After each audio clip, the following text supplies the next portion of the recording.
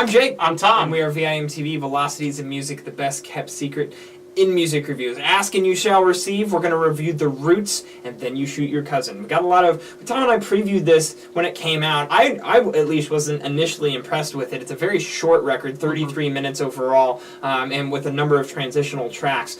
Tom, you listened to it, thought it was a little bit better, and you're also a little bit more accustomed to The Roots' work than I am. But a lot of you guys requested this, and therefore we're going to review The Roots' 11th studio album. And Tom, I would like you to just take it away and tell me what you thought of this sucker. Sure. Well, we've had the pleasure of this being our third Roots album to come out since we started reviewing.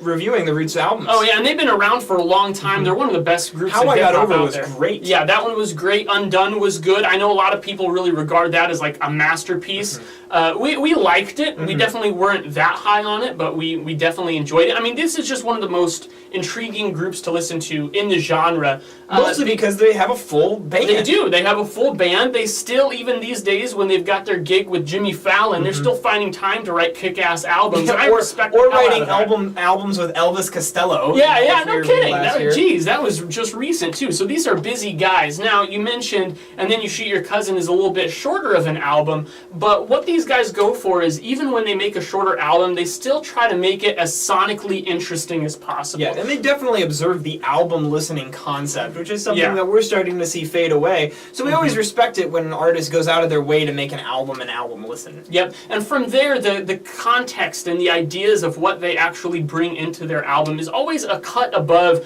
what I feel like modern hip-hop is trying to achieve. A lot of people are still just singing about clubs and banging chicks. That's the PG version. And I mean, that's really a lot of what's out there. The Roots always strive to make music with a bigger purpose, music with a story, even if it's not a specific narrative, which actually Undone and this album to a degree, but from a different angle, kind of do achieve that. Yeah, they incorporate ideas of different characters that are taking part in examining societal issues like greed and, material possessions, violence, religion, hatred, and Then You Shoot Your Cousin being a pretty violent album title, which I'm not the biggest fan of this as an album title, but at the same goes, there's a lot of these lyrical themes and concepts throughout this record, and a lot of the songs are dealing with some pretty heavy subject matters that you wouldn't find in traditional hip-hop. Yeah, you definitely, at least what is now traditional hip-hop. These guys are keeping a lot of those kind of themes and motifs alive that harken back to hip-hop in the day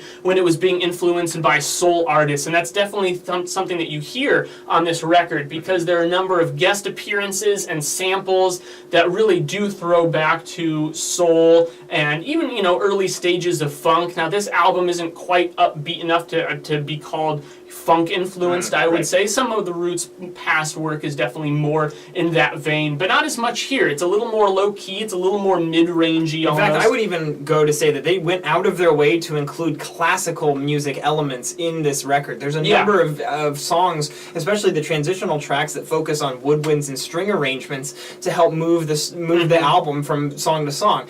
There's a song later on in the album that just has this huge, piano and string opus that's just a few minutes of just pounding piano and swirling strings, and quite honestly, it's a very jarring listen. And how they're able to make this avant-garde song that does have the female vocals in that song, and then it goes into the dark Trinity, which is just a really strong song, I think, from a just a general hip hop perspective. Good lyrics, good delivery, great beat, that sort of thing.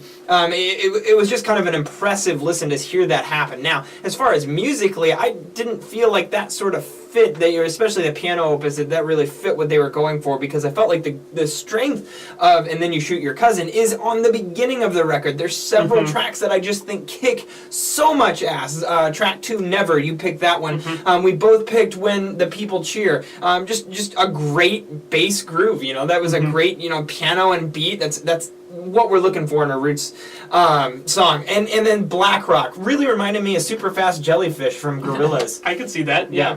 So this album, what it comes down to a lot for me, kind of building upon what you were just talking about with the actual content that's there, a lot of it comes down to that related to how short of an album this is. Because what the Roots were going for, and they weren't trying to hide this at all, was a very dense album listening experience. They definitely got the album listening experience right. And it certainly is dense. There's a lot of ideas being thrown out here in a short amount of time. And while I really do respect brevity from a musical standpoint, if you're able to accomplish something without taking longer than you need to, I love that. I actually think that this album could have benefited from being a little bit longer, but not just with the same kind of things that you hear near the end of the album. Right. I think they could have even fleshed the story out a little more, even if it's not like they're adding plot twists and making it sound like a movie. It already does kind of sound like a movie because the classical elements you were talking about really make a soundtrack vibe. But I would have just liked maybe a couple more tracks in there that felt like fully fleshed out